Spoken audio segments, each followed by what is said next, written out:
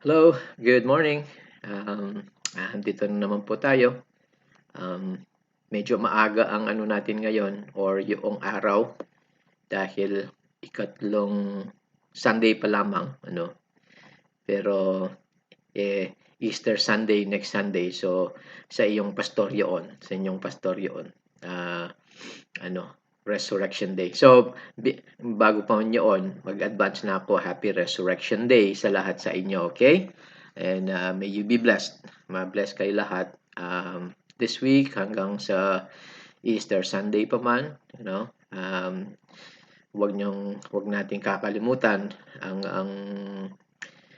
ano ang kahalagahan ng panahong ito na sineselebrate natin, okay? Holy Week hanggang Easter Sunday, you know. But sana dalangin ko araw-araw nating inaalala ang ating Panginoon.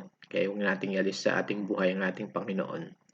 Palagi ang kanyang paghahandog ng kanyang buhay para sa atin, para tayo mabuhay. Okay? So, anyways, hindi pa yun ang sermon, hindi pa yun ang message, okay?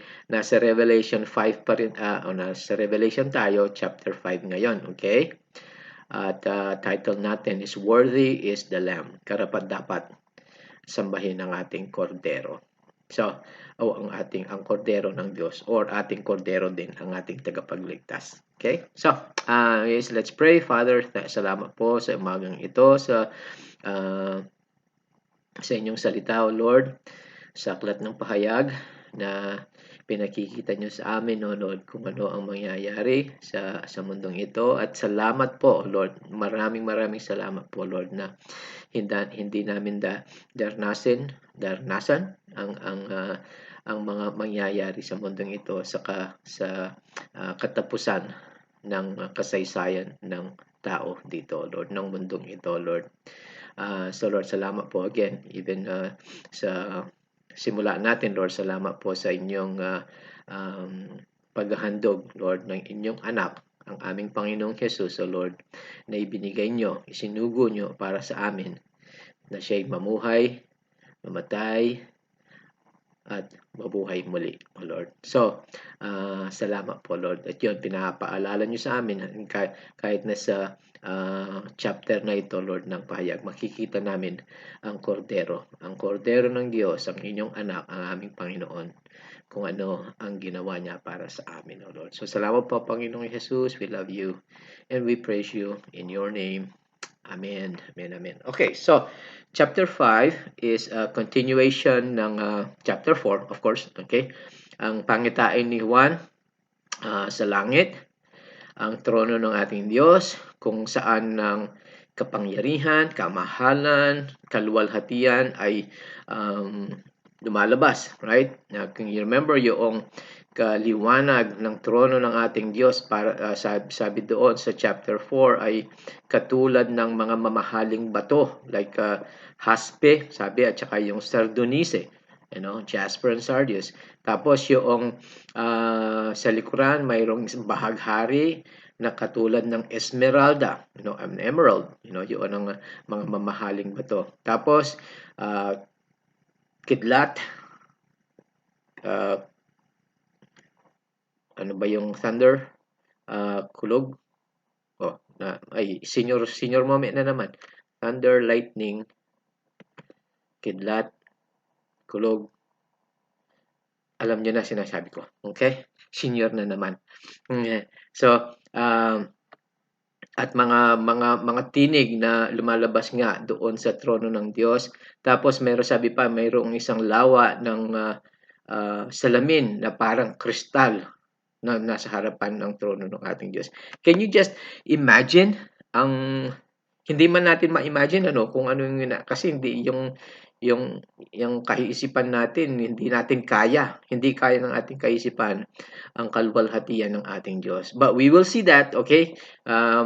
Kaya dapat tayong ma-excited, na makikita natin itong katulad ni Juan, kung anong ipinakita kay Juan, makikita rin natin ito pag tayo ay nasa harapan na ng ating Panginoon. Okay? So, tapos mayroon pang yung apat na buhay na nilalang, sabi ng mga anghel, cherubim, sa harapan din ng trono, at mayroong 24 na matatanda.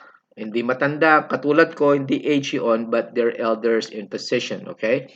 Na yung 24 na matatandang yon, representative of the church, okay? Representative kasi nasa harapan sila at makikita natin dito. Nasa harapan, paligid pala ng trono ng ating Diyos, na anong kanilang ginagawa? Sinasamba ang Diyos gabi at araw. Gabi at araw. Walang oras doon sa palagi ang pagsasamba sa Diyos natin. At makikita natin, okay, na ang kordero din ay Diyos. At ganun din ang kanilang sasabihin. Ang kanilang gagawin. So, gagawin din nila yun. Sasambahin din ang kordero ng Diyos. So, let's continue on, okay? Sa verse 1 ng chapter 5, sabi, at nakakita ako ng isang balumbon sa kanang kamay ng nakaupo sa trono na may sulat sa loob at sa likod nito. Sinelyuhan ito ng 7 selyo. At nakita ko ang isang malakas na anghel na nagpapahayag sa isang malakas na tinig. Sino ang karapat-dapat na magbukas sa selyo ng balumbon at magpaluwag ng mga selyo nito? Walang sino man sa langit o sa lupa o sa ilalim ng lupa ang makakapagbukas ng balumbon o makatingin man dito. So, itong pangitain or continue sa pangitain ni Juan, sabi mayroong nakita ang Ama, nasa trono, ang Diyos Ama, na mayroon siyang balumbon na sabi sineselyuhan ng 7 selyo sa kanyang kanang kamay. Alam niyo, ang scroll or balumbon, well, actually yung balumbon, hindi aklat na katulad ng binabasa natin ngayon. May page, 1 page, 2 page 3, kung ano hanggang anong page mayoon. Yung balumbon is nakarolyo. Okay? Paano natin balumbon? What can I describe balumbon? Shanghai lumpia, binabalumbon ng Shanghai lumpia. Pagkain ang nasa isip ko, But anyways, alam niyo na kung balumbon. But ang balumbon is yung sinusulatan ay isang side lamang, right? Susulatan yung isang side, tapos ibabalumbon yun. Nandoon ang mensahe kung ano man yun. Pero itong balumbon na ito, sabi, sa loob at sa likod, mayroong sulat. Which means marami, extensive ang nalalaman ng balumbon na ito. Okay? So, and then sabi mayroong malakas na anghel na nagpapahayag sa isang malakas na tinig. Sino ang karapat-dapat na magbukas sa selyo ng balumbon at magpaluwag ng mga selyo nito? All of creation, tinawagan ng kasi sabi walang sino man sa langit o sa lupa o sa ilalim ng lupa. Nandoon na lahat ang nilalang ng ating Panginoon, right? Langit, lupa, sa ilalim man ng lupa. Kaya lang wala. Ni isa walang karapat-dapat na magbukas ng balumbon. Only one. Iisa lamang, at makikita natin mamaya na hindi siya nilalang. Kasi lahat ng nilalang dito hindi karapat-dapat eh. So that means, ang karapat-dapat lamang ay hindi nilikha. Siya ang naglikha. So, yun. So, ano ang nakasulat dito sa balumbon na ito na walang iisa man na karapat-dapat magbukas nito? So, marami ang mga ideas dito, okay? Well, let's just say, hindi pinakita ng ating Diyos kung anong nilalaman ng balumbon, right? Kung gusto niyang ipakita sa atin, sinabi na niya sana kung ano. Pero we can interpret kung ano, alright? Kaya nga marami ang iba-ibang thoughts ng maraming mga tagapagturo ng Bible nga kung ano nga ang nilalaman. Ito ang nakita ko, which I tend to go with now. Noon, iba yung um, um, iba yung idea na sinunod ko, itinuro ko man, pero ngayon parang ito ang mas malapit, okay?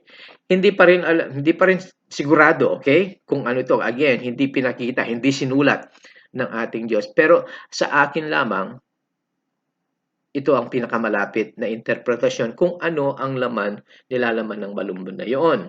Okay? Ito ngang thought na ito, hindi ko na sasabihin yung iba't iba pa, mayroong marami.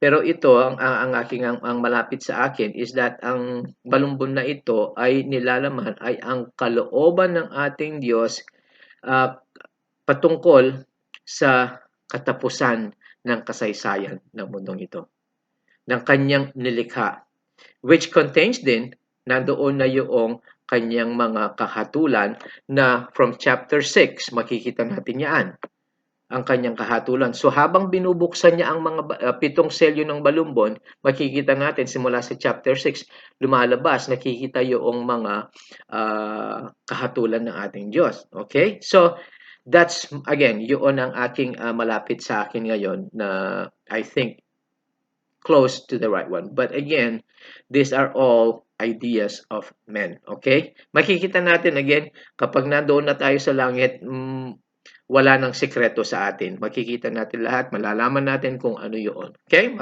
May tatanong natin sa ating Panginoon, anong laman nung binuo? So, for now, this is the closest. Okay? I can, yun ang aking thought ngayon na sinusunod is that if you turn to Prophet Ezekiel, okay, sa aklat ni Ezekiel, isang propeta ng ating Diyos, mayroon siyang pangitain sa ating Panginoon at mayroong sinabi ang Panginoon sa kanya at mayroon mang siyang ibinigay sa propetang si Ezekiel nga. Makita natin ito sa Ezekiel chapter 2 verses 9 and 10. If you can quickly turn there or you can just write down the note and then read it after.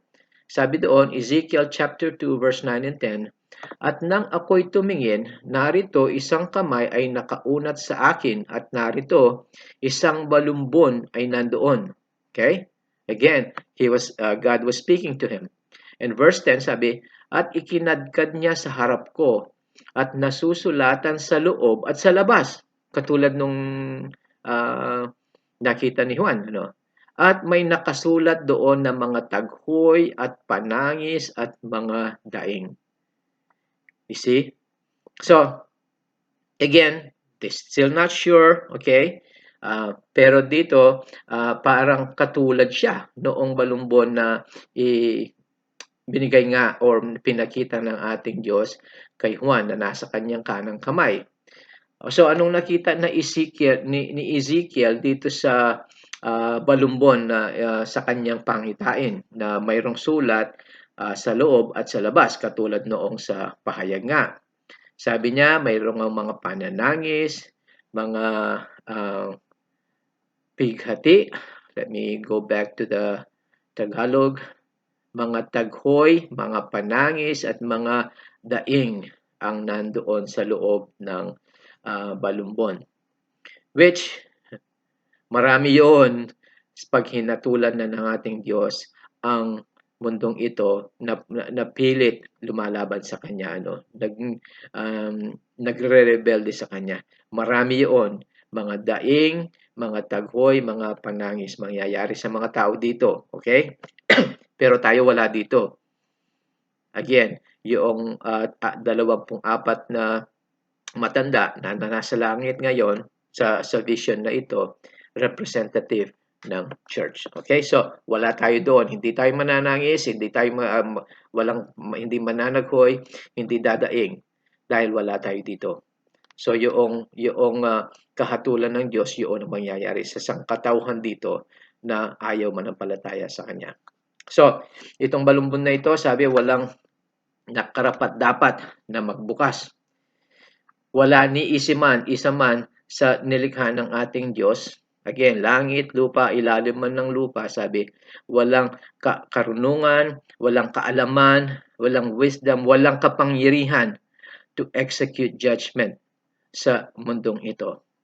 Wala, ni isa, except Jesus, Dahil siya ang naglikha, hindi siya nilikha. Siya lamang ang makakapagbukas nito. At again, makikita natin in a few minutes.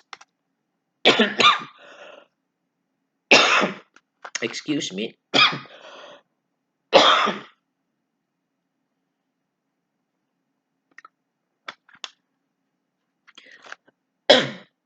Hanggang ngayon, hindi naaalis itong kiliti dito sa aking lalamunan. Every time. Magpaumanhin ako, Sorry. Pasensya na sa matatanda. Okay. So, walang nararapat. No, karapat dapat. Ngayon, anong nangyari kay Juan? Noong sinabi nung anghel na walang karapat dapat na makapagbukas ng balumbon na ito. Anong nangyari kay Juan? Sabi sa verse 4 sa ating text, dahil hindi sila makakita ng sino mang karapat dapat na magbukas at magbasa ng balumbon o makatingin man nito, ay ako ay tumangis ng labis. Nanangis si Juan dahil sabi ng anghel walang makakapagbukas.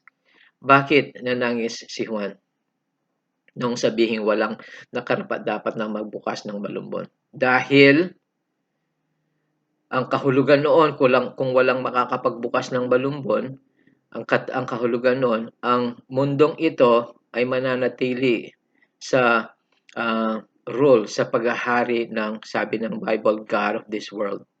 Sino ang God of this world right now? Si Satanas, Dahil, kaya nga, napakaraming kasamaan nangyayari, ang kadiliman palagi, Kahit saan ka man tumingin, merong kadiliman. Pero hindi nangangahulugan na sa kanya, okay? Kay Satanas itong mundong ito. Siya lamang ang namumuno, pero hindi sa kanya ito. Kukunin uli, again, which we will see here, kukunin uli ng ating Diyos. Nangangahulugan din na ang kasamaan sa mundong ito hindi hahatulan, and it will just continue on. Mamamalagi na lamang ang kasamaan, kadiliman, kung walang makakapagbukas ng balumbon. It would also mean ang lahat ng mga kamalian na ginawa sa mundong ito hindi na gagawing tama. Palagi na lamang kamalian, korupsyon, kasalanan, lahat-lahat. It means na ang mga matuwid hindi maipagtatanggol ng ating Diyos. It also means na ang kaharian ng ating Diyos hindi darating dito sa mundong ito. Kung yun na ang mangyayari, di ka ba mananangis? Hindi ka ba tataghoy or mananaghoy? Right? I would. Kung ano yun, kung yun na lamang ang ating inaharap ng mundong ito, right? Mananaghoy tayo. But hindi. It won't happen. It won't happen. Dahil may isang karapat-dapat na makapagbukas ng balumbon na ito. Iisa lamang. Okay? And here we go. Makikita natin sa verse 5. Sinabi ng isa sa mga matanda sa akin, huwag kang tumangis. Narito ang leon na mula sa lipi ni Huda at ang ugat ni David ay nagtagumpay upang buksan ng balumbon at luwagan ang 7 selyo nito. At nakita, narito, isang kordero ang nakatayong katulad niyaong pinatay sa gitna ng trono at sa kanilang 4 na nilalang at sa gitna ng mga matanda. Siya ay may 7 sungay at 7 mga mata na ang mga ito ay 7 espiritu ng Diyos na sinugo sa lahat ng lupa. At siya ay dumating at kinuha ang balumbon mula sa kanang kamay na nakaupo sa trono. Jesus ang ating Panginoon. Siya ang leon ng lipi ng Huda. Siya ang ugat ni David. At siya rin ang kordero ng Diyos. Siya lamang ang kaisa-isa. Again, hindi siya created. Kahit na yung mga anghel, yung mga matatanda doon sa harapan ng trono ng Diyos, hindi sila nararapat din. Pero siya ang Panginoon. So, dahil hindi siya nilikha. Siya ang naglikha. Outside of creation, So, siya lamang ang kordero ng Diyos na makakapagbukas ng balumbon na nasa kanang kamay ng ating Diyos. So, there is no doubt, walang kaduda-duda na ito nga si Jesus, dahil yung mga description na iyon, they all pertain to Jesus, right? Lion of the tribe of Judah, leon ng lipi ng Huda, ang ugat ni David, sa kanya lahat yun. Siya lamang ang qualified na mag-execute, na maghatol sa mundong ito. Pero si Jesus dito pinakita as both the lion of the tribe of Judah, at sabi ang kordero na pinatay. Ang kordero ang nakatayong katulad niyaong pinatay. Noong kanyang unang pagdating dito, ay siya ay katulad ng isang kordero na pinatay para sa kasalanan ng mundo. Ngunit ang kanyang ikalawang pagbabalik, siya ay ang leon ng Huda na mag-e-execute ng kahatulan sa mundong ito. Mundo sang katauhan na pilit tumatanggi sa kanyang kagandahang loob. Pilit tinatanggihan ang kanyang handog, So, siya ang kapangyarihan, lion, very very opposite, isang kordero na hindi man kayang protektahin, weak or something. That's what he came. O hindi weak na in human terms, okay?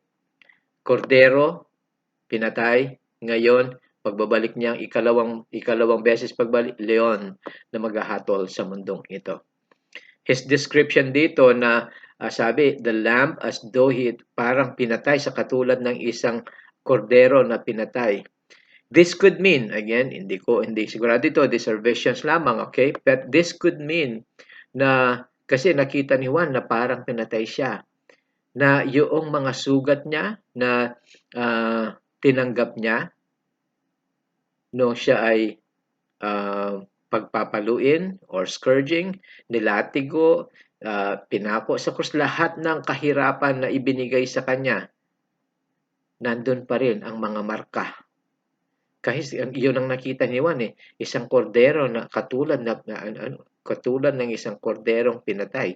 So, yung mga scars niya, yung mga marka ng kanyang paghihirap para sa ating mga kasalanan ay nandoon pa, So, ganun din, it could be ang una nating makikita sa ating Panginoon pag tayo pumunta na sa langit ay yun din, yung mga marka niya sa kanyang paghihirap para sa atin.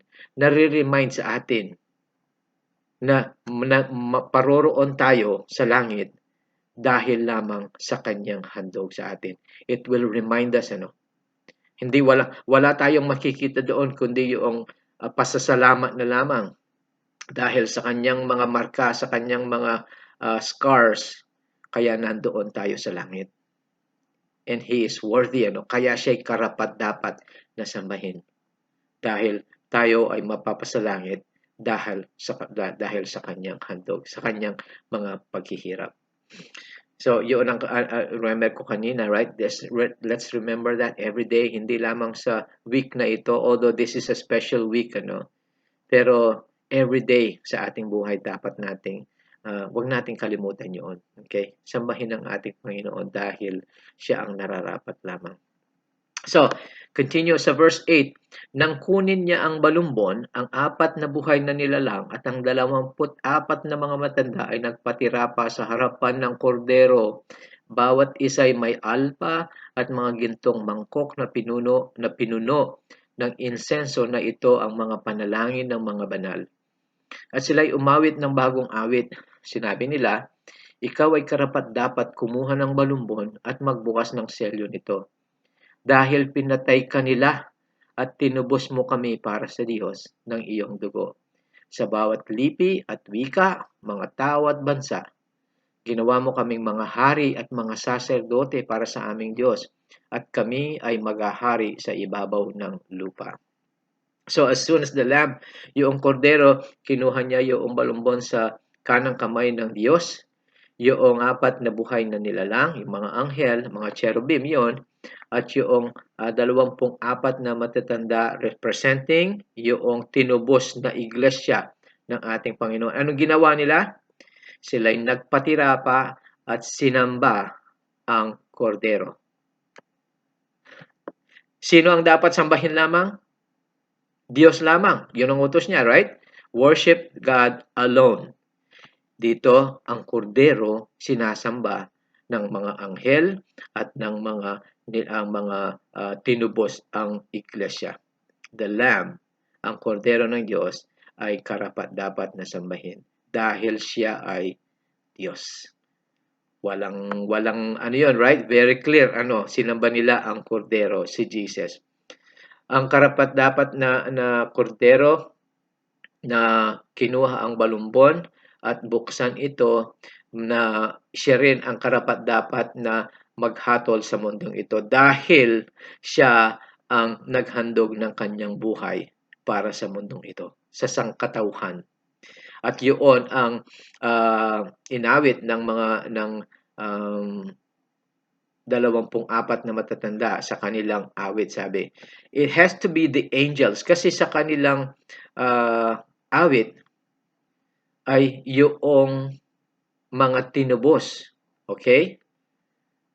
Let me go back there. Sabi, ikaw ay karapat-dapat kumuha ng balumbon at magbukas ng selyo dahil pinatay ka nila at tinubos mo kami para sa Diyos ng iyong dugo. Sino ang tinubos ng ating Panginoon? Sangkatauhan, right? Hindi mga anghel. So, tayo ang church, ang iglesia na representative nga ng 24 na matanda, sila ang umawit nito, ang bagong awit. So, we have to sing that. We have, again, He is worthy to be praised every day, all day, Ang kordero ay nararapat din, karapat-dapat na hatulan ng mundong ito dahil tinubos niya ang kasalanan ng sangkatauhan at para siya ay maidala niya, mailapit niya ang sangkatauhan palapit again sa Diyos. Hindi siya namatay para mamuhay para sa ating sarili, okay? Hindi namatay ang ating Panginoon at tinubos niya tayo para tayo mamuhay para sa ating sarili, kundi para sa Diyos. Sa ikalawang Korinto, chapter 5, verse 15, sabi doon, namatay siya para sa lahat upang sila na nabubuhay ay hindi na mamuhay para sa kanilang sarili. Sa halip, sila ay mamuhay para sa Kanya na namatay para sa kanila at muling nabuhay.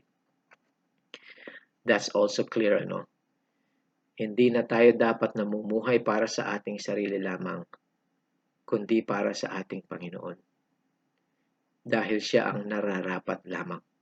Tinubos niya tayo. Kaya tayo may pag-asa. Itong pag-asang napakaganda, napakabuti. At kung ano man yung magandang salita na ang pag-asa natin na one of these days makakapiling natin ang ating Panginoon sa langit na inihanda niya para sa atin na wala ng kadiliman, walang kasalanan, walang sakit, walang ano paman. Bakit hindi tayo mamumuhay para sa Kanya? Right? Kanino siya namatay? Para? Sabi, He died for everyone. Sa lahat ng tribe, sa lahat ng lipi, sa lahat ng dila, sa lahat ng tao, sa lahat ng bansa. Sabi, He died for the whole world. For God so loved the world that He gave His only begotten Son, that whoever believes in Him shall not perish but have everlasting life. He died for the whole world to redeem it, para tubusin, kagaya nung inawit ng mga 24 na matanda. Ngunit karamihan, marami ang ayaw tumanggap sa pagtubos na iyon. So, dahil ayaw nilang matubos ng ating Panginoon, ayaw nilang manampalataya sa ating Panginoon, ano ang tatanggapin nila ngayon? Ang wrath of the Lamb. Ang galit ng ating Panginoon sa kanila. Hindi ito galit na katulad ng galit natin. Galit niya ay matuwid. dahil tinanggihan nila ang kanyang pag-ibig at ang kanyang handog ng kanyang sarili. So, ang wrath instead ang kanilang matatanggap. But His redemption through His blood goes beyond getting to heaven. Hindi lamang yon. Dito, kaya nga hindi natin kayang i-describe ang kagandahang loob ng ating Panginoon.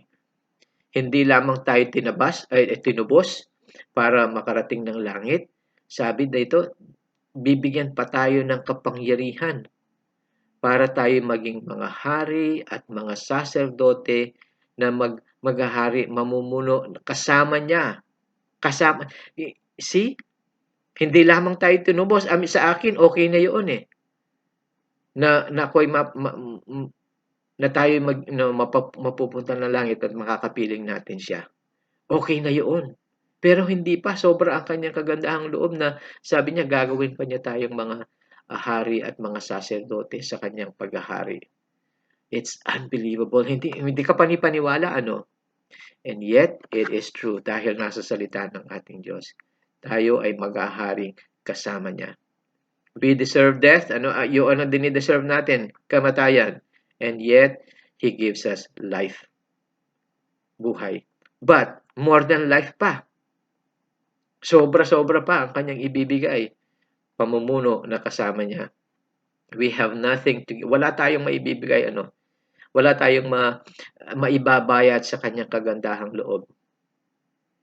Kundi ang ating pananampalataya sa kanya at ang katapatan natin sa kanya, ang pagsunod sa kanyang mga utos. And that's all we could give Him. Nothing. Wala. Ang ating Panginoon, ang ating Diyos ay tunay na Diyos ng biyaya at kagandahang loob at siya'y karapat-dapat na sambahin. Right? So, nakikita natin yan, So, verse 11, we continue.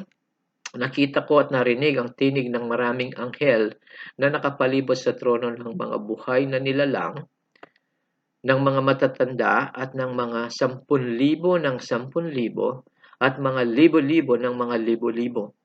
Sinabi nila sa pamamagitan ng isang malakas na tinig, ang korderong kanilang pinatay ay karapat-dapat na tumanggap ng kapangyarihan at kayamanan at karunungan at kalakasan at karangalan at kaluwalhatian at pagpapala. Narinig ko ang tinig ng lahat ng nilalang na naroon sa langit, sa lupa at sa ilalim ng lupa at silang nasa karagatan, pati na ang karagatan ngayon. At ang lahat ng bagay na nasa kanila nagsasabi, sa Kanya na nakaupo sa trono at sa Kordero, si Father and Son, pagpapala at karangalan at kaluwalhatian at kapangyarihan magpakailan paman.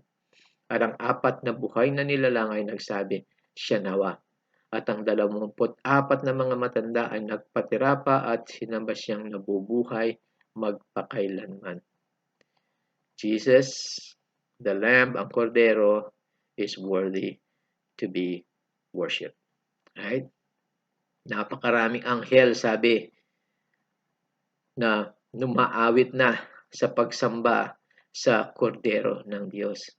Sabi, 10,000 at 10,000, libo-libo ang mga anghel. Napakarami. Kung yung 10,000 ng 10,000, sabi yung mga anghel na yun, yun lamang milyon na yun. Milyon na mga anghel.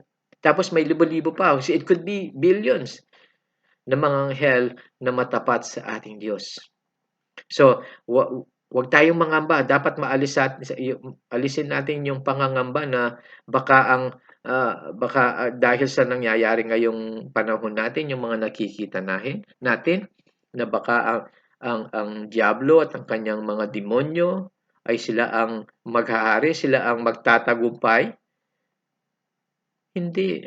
Napakarami ng mga anghel ng ating Diyos. Okay? So, nasa panig natin sila. Okay? So, huwag tayong mangamba. Ito hindi ko maunawaan pero pinahihintulutan ng ating Diyos ito. Sa akin lang ipaglilinis. paglilinis ng sangkatawan kung sino talaga ang sa kanya at sino yung mga peke. Right? So, kaya nangyayari ito. Kaya pinahihintulutan niya ito. Paglilinis lamang. So, wag tayong mangamba. Okay? Nasa panig tayo ng tagumpay. Alright? Just remember that. Kahit na ano pa man ang nakikita natin sa mundong ito, nasa panig tayo ng tagumpay.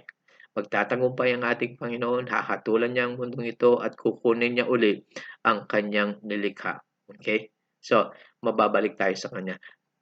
Yung mga mananampalataya sa kanya. So, pero dito merong kukunin ko kay McDonald yung komentaryo niya. Sabi, the lamb is worthy to receive power, riches, wisdom, strength, honor, glory, and blessing. Let's do that in Tagalog. Ang korderong kanilang pinatay ay karapat-dapat na tumanggap ng kapangyarihan at kayamanan at karunungan at kalakasan at karangalan at kaluwalhatian at pagpapala. Nararapat siya. Siya ang may kapangyarihan sa ating mga buhay, sa kanyang iglesia, at sa mundong ito na kanyang nilikha. Okay? Power, kapangyarihan, nasa kanya. Dapat ang kayamanan, sabi, lahat ng ating nasa sa atin na kanyang ibinigay ay ialay natin sa kanya. Okay?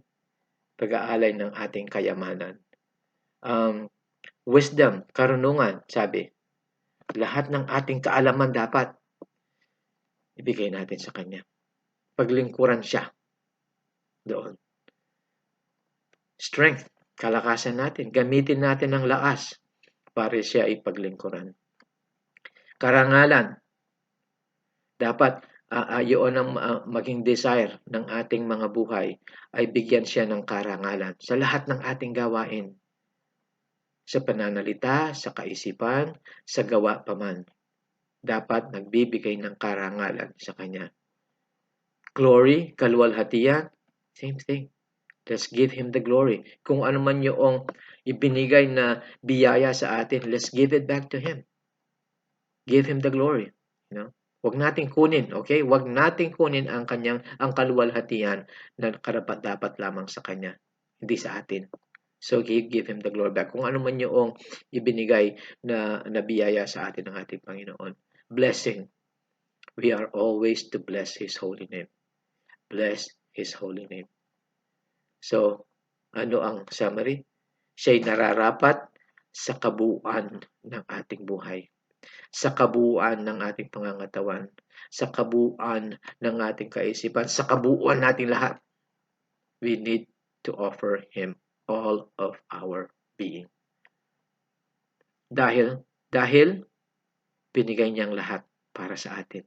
Right? Ibinigay niya ang lahat para sa atin. Hindi ba lamang na siya'y karapat-dapat din na ibigay natin ang itong buhay na ito na walang kahulugan man. Pero kung ano man yung nasa sa atin, na kaya natin, ibigay natin sa Kanya. Dahil siya ay karapat-dapat. Amen. Amen. Thank you, Lord Jesus, sa inyong handog, sa paghandog ng inyong buhay para sa amin. Salamat po sa pag-asa. Napakaganda, again, wala kaming words na mai-describe ang inyong kagandahang loob, ang inyong pag-asa na ibinigay sa amin. Na pagkatapos ng buhay na ito, Lord, mayroong buhay na walang hanggan naghihintay sa amin. Nakapiling nyo sa inyong kalangitan. Wala po kaming maibibigay, wala kaming maibabayad doon, O Lord. Wala. Kahit ano man, wala kaming maibabayad. Dahil sa inyo lamang nagmula yun, O Lord. Ngunit tinatanggap namin. Salamat po, O Lord, na tinawag nyo kami. Salamat at pinili nyo kami.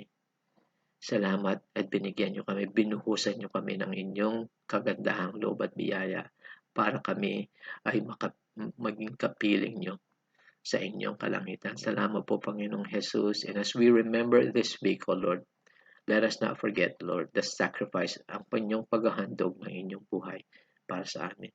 Let us remember that sa lahat ng buhay namin, sa mga araw na nalalabi sa buhay namin dito, O Lord.